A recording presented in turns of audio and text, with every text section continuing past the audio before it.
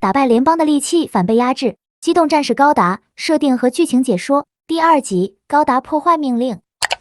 机体型号 MS-06F 扎古2是吉翁公国在 UC0079年对联邦进行的战争当中大量投入使用的其中一款人形机动兵器。该型机动兵器开创了宇宙世纪以来全新战争模式，让对手联邦军一直奉行的大舰巨炮模式，在这场战争的开始阶段就走到了历史的尽头。这其中所带来的巨大成果，就是在卢姆会战当中大败联邦宇宙军，成功为吉翁公国在战略上取得先机，从此让联邦军陷入了守势的阶段。甚至这期间，吉翁还迫使联邦在南极进行停战谈判，但提出的条件实在是让联邦过于屈辱，结果谈判破裂，没有达到吉翁的预期，所签订的南极条约也就沦为了战时条约，仅仅只对双方在接下来战争中的行为有所限制。也就是在南极条约签订之后这个时间点，经过改进的 F 型扎古2开始装备使用，逐步代替之前 C 型扎古2和其他老旧机型。没多久之后，装备数量就上升到了第1位。据称，直到战争结束时，F 型扎古2的总装备数就超过了3000架，成为了吉翁在这场战争当中投入最多的一款机动战士。由此可见，这1型机动战士的成熟程度已经到了一个非常高的水平。与之前服役的 C 型等早期型扎古2相比， F 型扎古2主要依照南极条约的要求，限制了原先的和生化武装不再使用，而其他的常规武装则没有什么变化，继续沿用。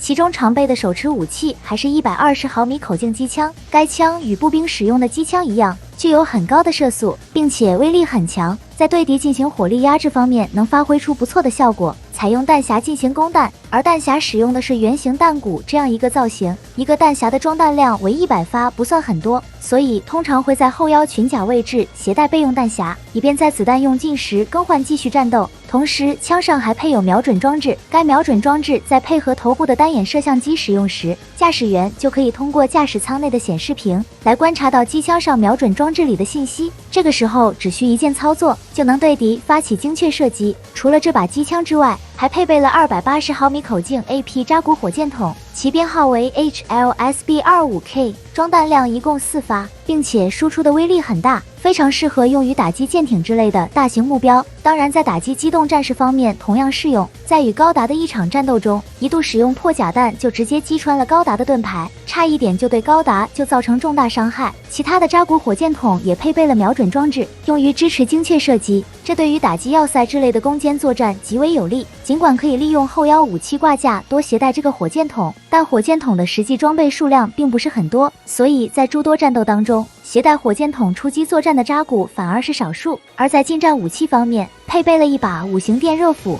这把武器的最大特点就是通过给刀片进行加热提升破坏力，其运作原理也较为简单。当扎古手握电热斧时，机体内部的核聚变反应堆产生的热能就会通过手部的接口传递到电热斧刀片上，以此来提升电热斧的破坏力，其威力大到很轻易就劈开各种装甲，甚至高达的月神钛合金装甲都能直接破坏，是扎古手里为数不多能对高达构成威胁的武器。而处在机体腹部位置便是驾驶舱，其内部结构和布局仍旧是之前机型的设计没有变化，也就是各个子系统的仪表和控制面板围绕着驾驶员视野范围内进行布置，相应配套的还有雷达等探测设备，其有效探测距离为 3.2 公里，而操纵机体则主要通过操纵杆和踏板来进行。整体上操纵的难度不高，在熟悉操作了以后，很快就能到实战的水平。接着是动力系统方面，在机体腰部位置安装了米诺夫斯基超小型核聚变反应堆，该反应堆功率为951千瓦，所产生的能量会通过动力管输送到机体各个部分，这让机体的机动能力得到了大幅度的提升。机体的动作不再像过去那样显得比较笨重缓慢，甚至还能做出像人一样灵活的战术动作。由此可见，吉翁机动战士的性能优势在方方面面都得到了体现。同时还有部分动力管还连接着后备的推进器背包，该推进器背包可为机体提供41吨推力，如果算上在脚部位置的推进器，机体的总推力就达到了43吨。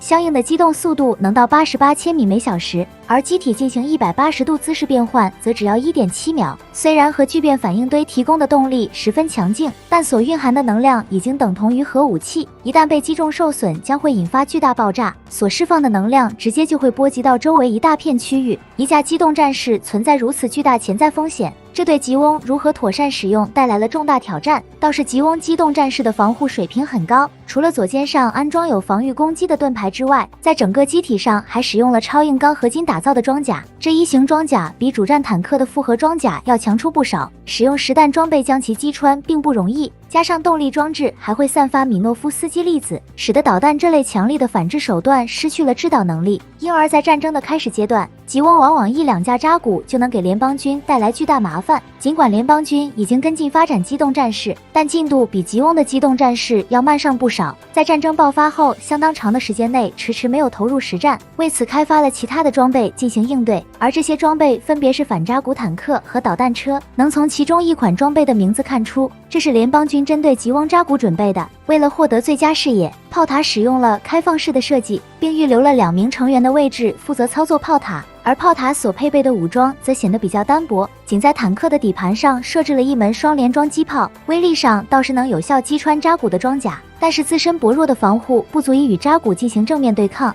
面对扎古的攻击完全不堪一击。尽管劣势是如此的明显，联邦军还是想尽一切办法在与扎古的战斗中争取更多胜算，为此准备了一款轮式导弹车，依靠导弹的巨大威力来对扎古形成威胁。该型导弹车安装了一个8连装导弹发射装置，为了规避米诺夫斯基粒子对制导装置的影响，所装备的导弹均使用线控的方式进行制导，但扎古上装备有探测器能规避来袭的导弹，所以联邦军将这2型装备进行部署后，很快就发现对扎古还是没有起到多少反制作用。连在 SIDE-7殖民星上部署大量重兵的高达研发基地，任由吉翁机动战士扎古大肆破坏，而已装备这2型装备的联邦军守卫部队被潜入侦察的2架扎古打得措手不及，导致自身损失惨重。直到阿姆罗在混乱中被迫驾驶高达进行反击，利用高达在性能上的绝对优势，这才得以将吉翁的这2架机动战士扎古全部击破。当听到派出的2架机动战士扎古被歼灭时，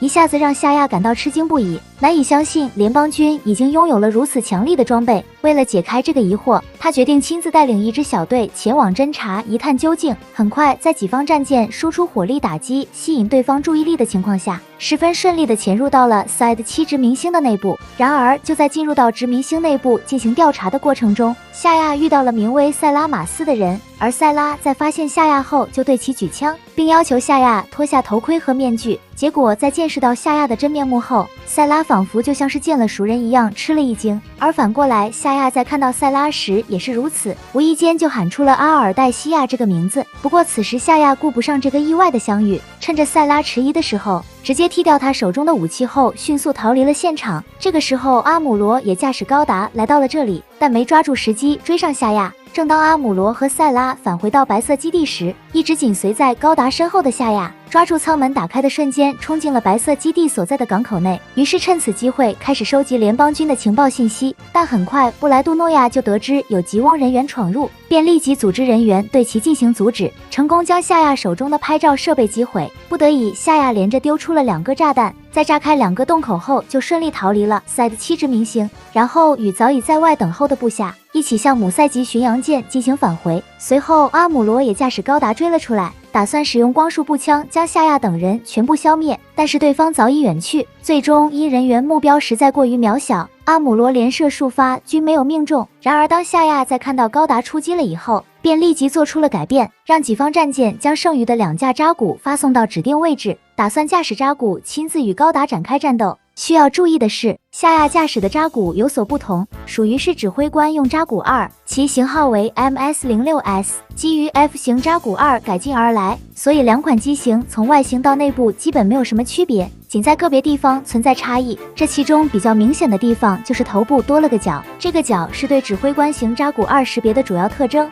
然后就是机体的动力输出提升了 30%， 相应推进器的推力也就上升至 51.6 吨，而动力装置的功率输出除了有所上升之外，自身的重量也得到了降低，加上装甲上的优化改进，整个机体比原来 F 型扎古2轻了有 1.6 吨，这也就使得指挥官型扎古2的机动性能比起 F 型扎古2发生了质的变化，因而夏亚在面对联邦军的高达时，凭借自身优秀的驾驶技术水平，与高达战斗还能握有一战之力，甚至一开始通过不停的变换攻击方向，让阿姆罗驾驶的高达吃到了不少亏，包括左肩上带有尖刺结构的外甲，机动速度得到提升后，使用冲撞攻击就有了更大的威力，而这一点同样在与高达的战斗中就得到了体现。由此可见，指挥官用扎古2性能的提升幅度很大，而使用的武器则继续 F 型扎古2的配置没有变化，常用的武器还是机枪这些制式装备，但自身的控制系统有得到较大改进，这就使得水平优秀的驾驶员有了更多的发挥，比如利用机体的四肢像人的拳脚一样进行攻击，所发挥出的威力同样能对敌造成损害。像夏亚还能使用腿部做出飞踢动作，其机体的动作看上去就跟人一样十分的丝滑，虽然性能表现足够让人觉得不可思议，